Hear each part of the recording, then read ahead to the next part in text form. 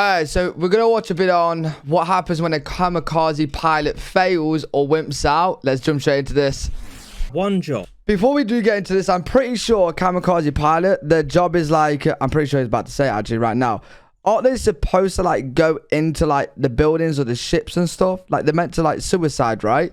Right, let's, I'm pretty sure he's about to say it, so let's check it out. Most people have heard of kamikaze pilots, young men who are tasked with crashing their planes into enemy warships. Right, okay, These yeah. pilots could, ideally, accurately target important parts of ships and Bro, do more who's damage than doing a traditional this, bombing man? run. Also, it was believed that the display of a kamikaze pilot willingly sacrificing So it does more damage than bombs, but like how? You'd think that a bomb would do way more damage than a kamikaze. themselves for Japan would demoralize the enemy. Now, the effects of kamikaze attacks are well debated, but something not spoken about is what happened when they failed. What was to become of a kamikaze pilot that either missed or wimped out? So, some background. As of 1944, things weren't exactly going great for Japan. And bro, this is nuts that this actually happened. Defeating them was to destroy or at least cripple their capital ships, most importantly, their aircraft carriers. Right. Simply attacking the ships with conventional means. But the thing is, right, the way I see it, if you try to destroy ships, surely bombs are going to destroy it a lot better than a plane going into it, right?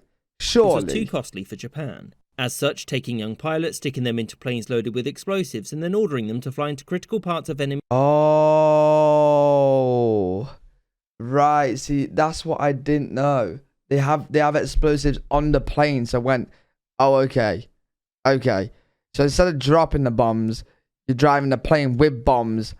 Okay, that makes sense. Was deemed to be a better strategy. The men chosen for this weren't just some random chaps, but were some of the most gifted pilots in Japan. The training was harsh, but the rations were much better, and culturally, kamikaze pilots were revered. Pilots were expected to reflect on death in their time off to prepare them for their upcoming mission. Yet for some, this preparation and love for Japan wasn't enough to get them to introduce their face to the deck of an American warship. So what happened to failed kamikaze pilots? Well, many were shot down before they even completed their mission or could get there. Some hit the wrong part of the ship or missed completely and fell into the ocean where, providing they survived, they'd be captured and taken to a prisoner of war camp. And before continuing, there's a common misconception that kamikaze pilots were only given half a tank of fuel to ensure they couldn't come back. Wow. Which isn't true. Also, there were legitimate reasons for a pilot to turn around, and losing a well-trained kamikaze to a malfunction would be a waste. And the entire reason why Japan turned to this strategy in the first place was because their resources include... Was it only Japan that actually did this, like use kamikazes? Because this is mad if like so many other people used it as well. That's actually crazy. Pilots were limited. This is so psychotic. Pilots that turned around because of technical issues or bad weather would face no consequences because it wasn't their fault. Better luck next time, and there was going to be a next time. Those that returned due to less easy to confirm reasons like enemy resistance or the inability to find their target would be chastised. And the number of these cases was alleviated by undertaking kamikaze attacks in groups and also getting the pilots drunk so they wouldn't think too much about the whole dying thing. However, when only one survivor returned, it looked quite suspicious. But remember, kamikaze pilots were valuable resources, and so Japan wanted to utilize every single one of them. Bro, this is mad. Back out you go.